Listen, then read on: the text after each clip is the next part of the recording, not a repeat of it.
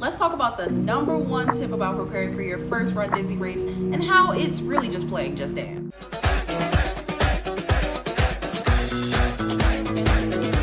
So let's keep it real for a second. I'm a Virgo, so I do a lot of research before I take on something new. And I got a ton of awesome advice and support back when I ran my very first Rundisney race last year. Rather than just give you one good tip for Rundisney races, I'm gonna give you 6. And that will help you get ready for your first Rundisney race. Now, as we're diving into the tips, if you find them super helpful, feel free to give this video a like so others can find these tips too.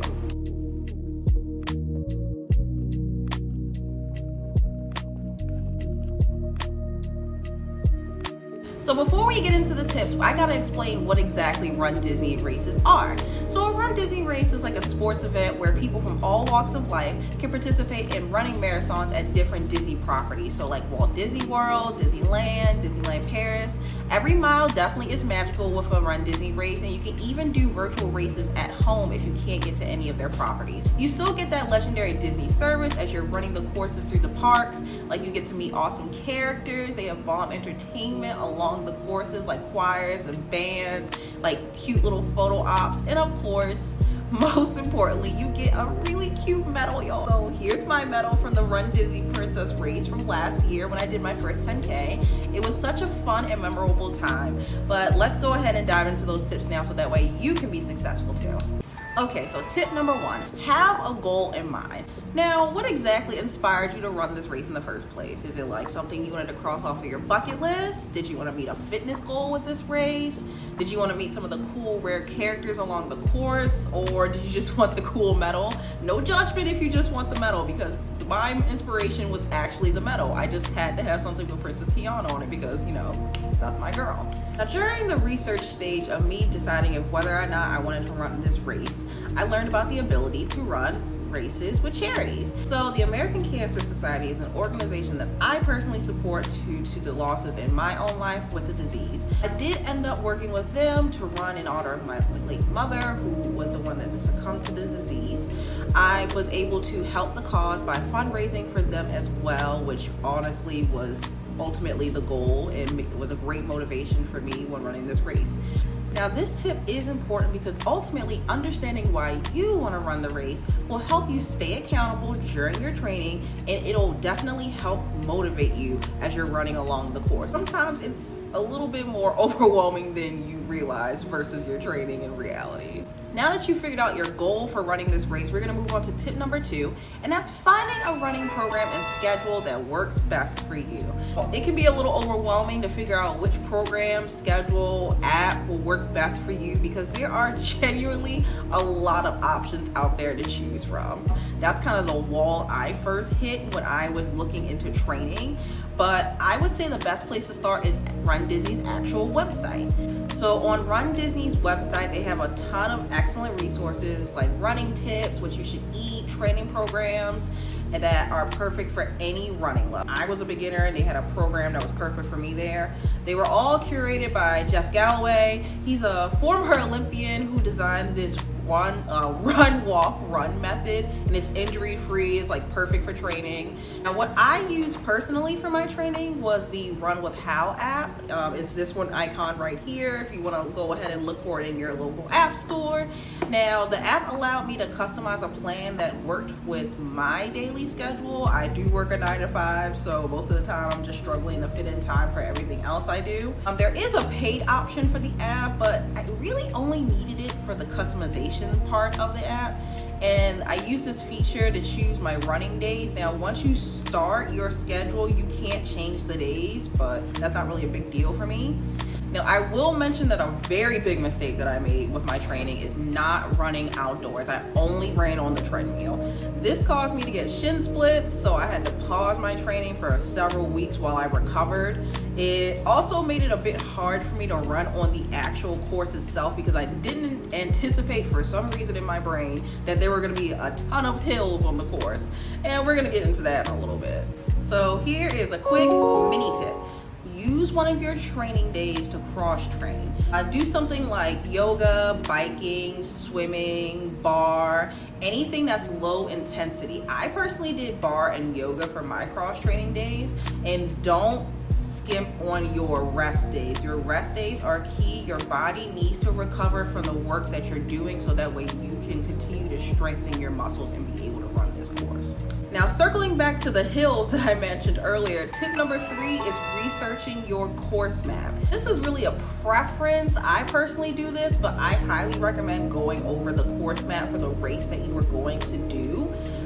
So you get it about 2 to 3 weeks prior to your race. It's going to be sent in an event guide that will give you everything you need, and the map will be in it. You're going to get it sent in an email, and it'll be on the website too, I believe. It's going to show you where you will start, where you're going to end, and where your friends family can spectate and cheer you on in the race. It's going to show you where the water stations and the porta potties are. Lord have mercy, the Baltimore and my accent just came out. Pretty much anything you can think of, this map will show you. Now, I actually just got my course race for my upcoming half marathon, so here's an example of the course map. This is all what I'm going to be running in a few weeks, and if I'm honest, I'm a little nervous, but me showing you this is going to give you an idea of what the maps generally look like when they are released for each race. I posted more examples of the upcoming Walt Disney World Marathon weekend maps on my channel, so you can go ahead and go over there and look at them and get an idea and the differences in each course map between like 5K, 10K, half, a full, all those good things. I already see a lot of key differences versus the half that I'm about to do and the 10K that I did last year. For example, the 10K I did, we did a good chunk of our running along the highways, and the highlight was running through Epcot. I do believe we went through a little bit of World Showcase and Hollywood Studios as well, versus the half marathon that I'm going to do in a few weeks, where I'm going to be running through a little bit of World Showcase and Epcot, and then along the way at some point in my first 5 or 6 miles, I'm actually going to be running through Magic Kingdom, coming back, and then going through Epcot again. So basically I'm going to start where I end.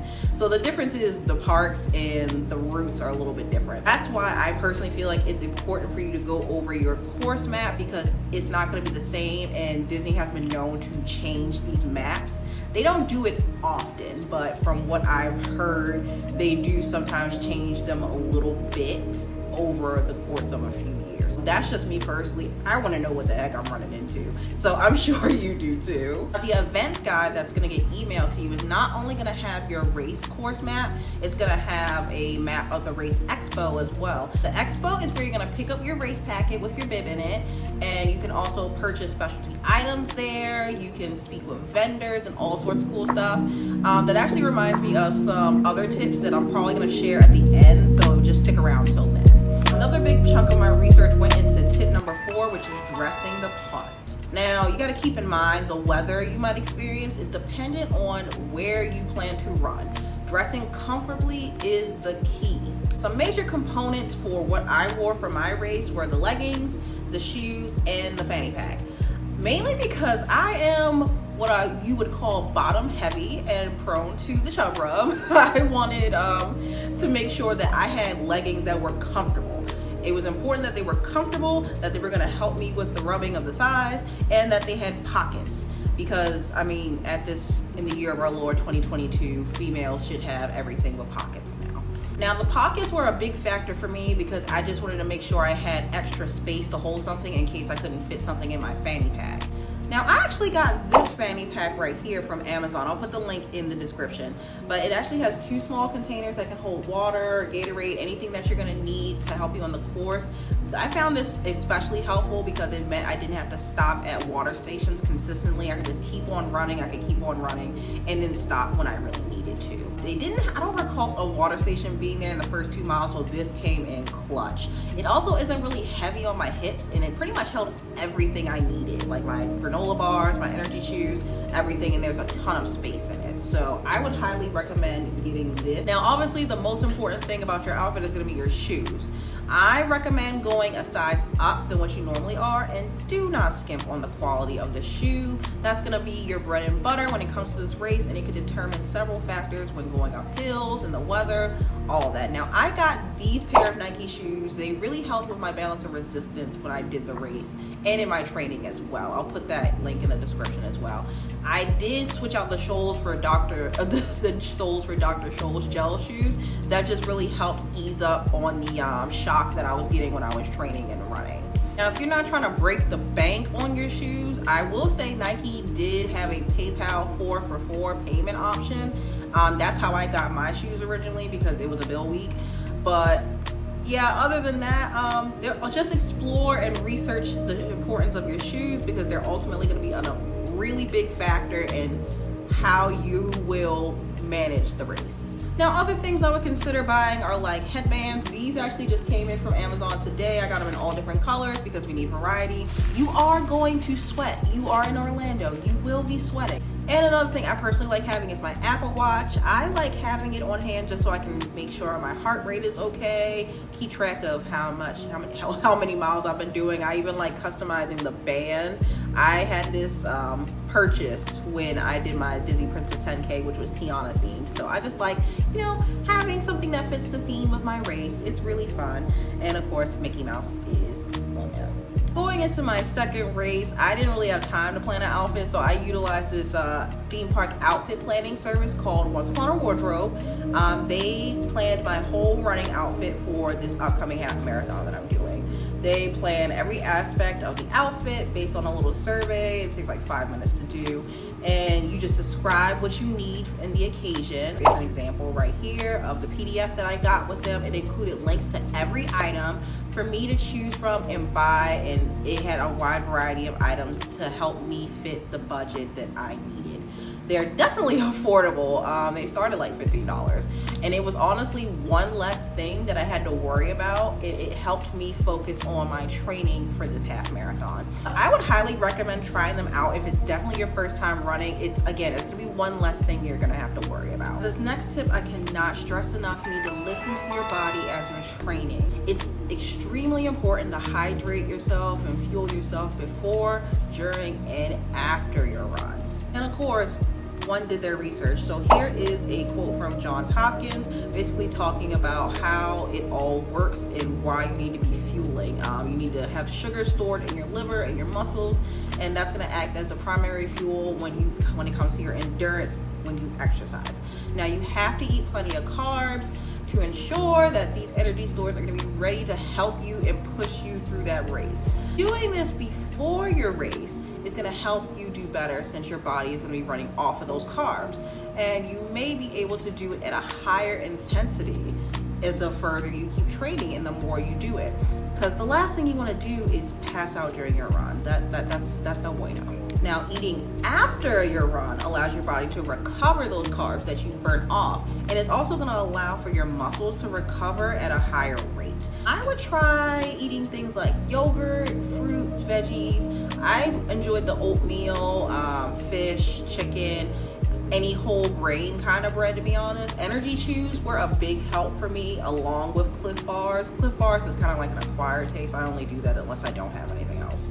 Now, what you're not probably gonna want to do is to eat anything with like dairy. Don't do energy drinks. I know it's very tempting. Or any foods that are high in oil, fat, or fiber. You're gonna want to look at the ingredients list before you purchase anything. I'm also gonna mention that you're probably gonna buy a lot of this in bulk. I made that mistake actually. I was just like, oh, I'm only gonna need a few things. I didn't anticipate how hungry I was when I was training. I was like constantly hungry. Like, I was always snacking on like a granola bar or some oatmeal. Buy these foods in bulk. Just trust me on that. And this one is the most obvious one. Make sure you're drinking 6 to 8 glasses of water a day. I keep at least 7 water bottles strapped on me, and I even have one that tracks how much I drink throughout the day. I'll add a link to that in the description as well, because it's been a big help. Now, me personally, I can't really have just plain water. Like, I can do like filtered water, but I like to have something that'll at least motivate me a little bit to drink more water. This actually just came in today. It's been a really interesting mail day. All my stuff came in like today.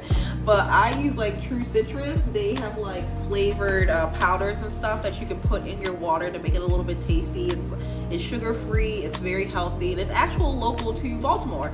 So I really enjoyed using them in the process. process of my training for the half marathon as well. I'll put a link for them too if you want to give them a try. Now, I'm a fan of their True Lemon Fruit Infusions. This really makes it awesome to drink water. Like, I just go through it with no problem. They also have like these energy infusions as well for your water. They're pretty much like green tea, essentially. Other things to consider with your water is making sure it's filtered and making sure you're drinking some sort of sports drink as well that specifically has electrolytes. I lived off of the water with the True Citrus infusions, the Pedialyte, the liquid IVs, all that good stuff. Make sure you are putting electrolytes in your body. I cannot stress this enough. When it comes to race day, you're gonna make sure you start hydrating 4 hours before your race. So just make sure you make hydrating your body part of your daily routine, and it'll just come naturally eventually when it comes to race day. You won't even think about it, it'll just be habit. And tip number 6, you're gonna wanna find your community. Now, one of the first things I did during the research phase was going onto every social media platform that I have and looked up anything regarding Run Disney. So like YouTube, Facebook was a big resource for me. They have an official Run Disney Facebook group, and as well as my own running support group with the American Cancer Society. It's a group of people that were basically doing the same fundraising as I was. It was the main way that I got tips and information as far as what to expect for the first race that I did. Now, to me, finding people who are on the same journey as myself, or even had just a decent amount of experience, gave me a sense of like camaraderie and support, just knowing that I wasn't alone and we were all working together for this one common goal. It was another part of the accountability for my training. Now, I made a point to post my running times daily on all of my socials to hold myself accountable to my training and my growth. This is where I first started when I did the training, and here are my final race results. Even now, my current buddy, my running buddy on TikTok, tags me on a TikTok video where they post their running progress updates for accountability for themselves. They're doing the Dopey Challenge, which is pretty much every race during marathon weekend. So props to them. But ultimately, you will feel extra supported, and you're gonna be able to feel motivated to go stronger and farther and do better than you ever thought you could. Now, if you made it this far, it's gonna be time to talk about the bonus tips that I mentioned a while back, but fair warning, it's gonna sound a little bit harsh and discouraging, but I'm only saying it for good reason, because I want people to have a realistic expectation going into doing a Run Disney race. So I'm gonna keep it a buck. Run Disney is pricey. It's pretty expensive compared to normal races. When I first started researching Run Disney races, I got hit with major sticker shock. Like, you're looking at prices and they start at $100, which is fine. I can do $100, but if you want to do something more, you could be paying up to almost $400, depending on the amount of races you're doing, the specific race, and other considering factors. And it all has to be paid up front. And while you're preparing your wallet, you're gonna have to prepare to set aside some time to register in advance for these races. The races start registration months in advance and sell out very, very quickly, just because they're very popular and they've just come back due to the pandemic. In fact, the prices that I just showed you for the Disney Princess Weekend in February, and as you saw, they're completely sold out now, and that happens in February of 2023. And with that being said, just be sure to check the Run Disney website periodically to see when registration is going to open for the race weekend that you want to do, or like follow them on their socials, Instagram or Twitter, and just set alerts so that way you can know in advance when you're going to have to set aside that time and money to get ready to register. Speaking of time, the importance of the race bib and the packets are one of the big things that I mentioned earlier in this video, and that I learned through going through the first race process that it is really a big deal. You have to pick up your bib at the Race Expo in the ESPN Wide World of Sports complex on the Walt Disney World property. To make sure you have your ID with you to confirm that it's you, and you have to pick it up sometime before your race. Sometimes you can pick it up on the day of the race, but it's not guaranteed. I have heard people with like flight delays and stuff still being able to run, but again, not guaranteed. So I would just set aside time in your travel plans if you're coming out of state to make sure you have time to do that before you arrive. Also, no one else can pick up your bib for you. It's gotta be you. So like I said, if you're coming out of state, just plan your travel accordingly. Quite a bit of ground to cover as far as like Run Disney races, but rest assured that applying these tips to your personal Run Disney journey as you start is gonna essentially set you up for success and give you a realistic expectation of what you're in for. Let me know what else you wanna know about Run Disney races or even your personal experiences with the Run Disney races. But in the meantime, see you soon.